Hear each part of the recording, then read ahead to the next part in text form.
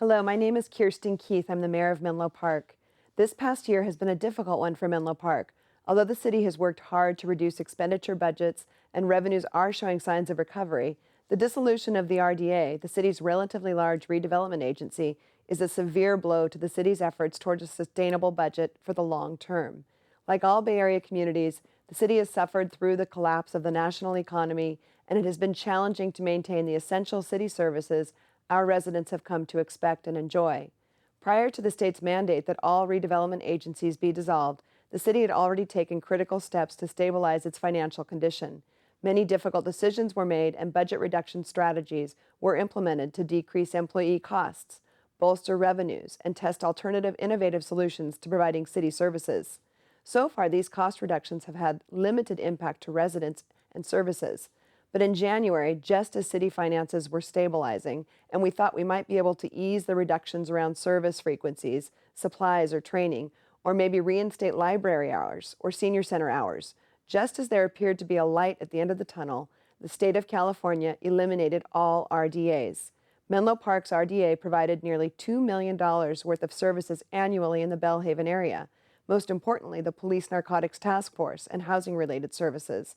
All of the expenses previously funded from redevelopment services were suddenly thrown in the city's general fund budget. The city had to make mid-year cuts in a lot of other areas in order to preserve police services. Many service-related budgets were tightened, and the housing division was eliminated. Other state budget cuts have also been absorbed by the city, including $200,000 annually for childcare in Bellhaven and further state revenue cuts for the city's library. Realistically, at this point, it's not possible to make up the lost revenue without further reducing services. I don't want that. Nobody wants that. Although we managed a fairly healthy surplus this year, the council struggled with the various cost-cutting strategies that were recommended with our budget because the general fund simply cannot take an ongoing hit of $2 million without drawing down on reserves or cutting services. Revenue from Facebook certainly helps with the gap, but it's not enough. A hotel tax increase is one of the available strategies to bolster revenue. A hotel tax, called a TOT for transient occupancy tax, is an additional tax paid for by hotel guests. Measure K is a proposal to increase the tax from the 10% to just 12%. Council took into consideration many factors before unanimously supporting this increase, including the fact that surrounding communities' hotel taxes are already at 12%, making this increase a valid market correction for Menlo Park. The city continues to spend over $2 million of general fund money each year on infrastructure maintenance, something many communities can't do. The TOT is not a tax that falls on local residents. It's paid for by visitors. Nobody likes increased taxes, but this one is a little easier to digest when you realize that it's really a market adjustment.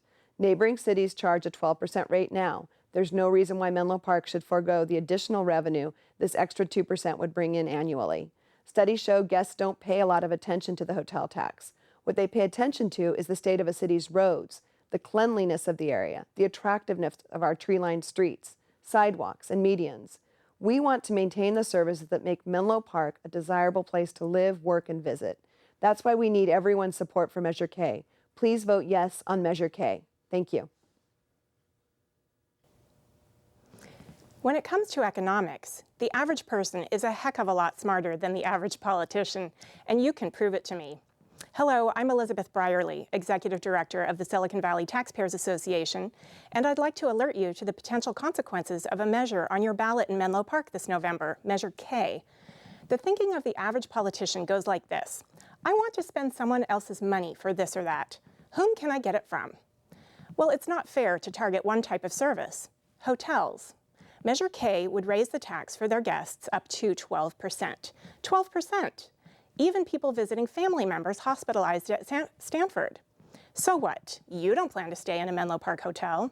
Well, how many hotels and motels in Menlo Park would see reduced business? Would they lay off employees, or delay maintenance, or stop supporting local charities? You're smart enough to know this will negatively impact their business and all their vendors as well. The big boys in the hotel world are competing for conventions when companies worldwide are cutting back, looking for the most economical option.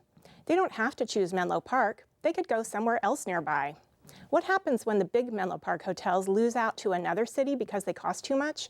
Fewer beds to make, fewer trips to the airport for the local cab driver, less business for the local drugstores, restaurants, and bars. People lose their jobs and the rooms sit vacant, wasted. Your favorite takeout may count on business from these convention visitors. Your hairdresser's husband may be a desk clerk. Real people really impacted. People you may know. The smaller mom and pop hotels are just out of luck. They can't cut prices anymore, and when mom makes all the beds herself, it's hard to lay her off. Some of the smaller places will just have to go out of business when the higher cost means fewer guests. Even children understand that you don't kill the goose that lays the golden egg. Measure K is no K. The economic law I believe you understand is that when times are tough, Menlo Park needs to support local businesses, even create new business, not drive away the business they have. They should be encouraging out-of-towners to come to Menlo Park and spend their money here. More local visitors, more help supporting local business, more people paying local sales taxes. If the average politician understood this, they'd not only say no on Measure K, but they'd lower the tax rate. Measure K is no K. No politician in their right mind would close a park or stop filling potholes, but it's the first thing they threaten to do. How stupid do they think we are? You may have noticed that politicians want to spend our money, and who wouldn't? It's fun. It makes them feel important, even charitable, but with our money. They have a problem sometimes getting us to go along with that, especially when we're concerned about our neighbors and friends already struggling. That's why they like to pick on one small group at a time, enlisting our help to make them fork it over like a bully on the playground taking lunch money. They think we'll be glad they aren't picking on us, but this isn't the playground, and we can stick together and vote no on K. There's no excuse for hurting entry-level employees just so we can have more ribbon-cutting photo ops for elected officials and their oh-so-important services and programs. Measure K is no K. Just say no to higher tax rates and yes to more jobs, more businesses, and more choices. Say no K. For more information about the effects of Menlo Park's Measure K, we ask you to visit our website at www.svtaxpayers.org. SVTA is a volunteer organization of people like you who are smarter than the average politician when it comes to economic impacts.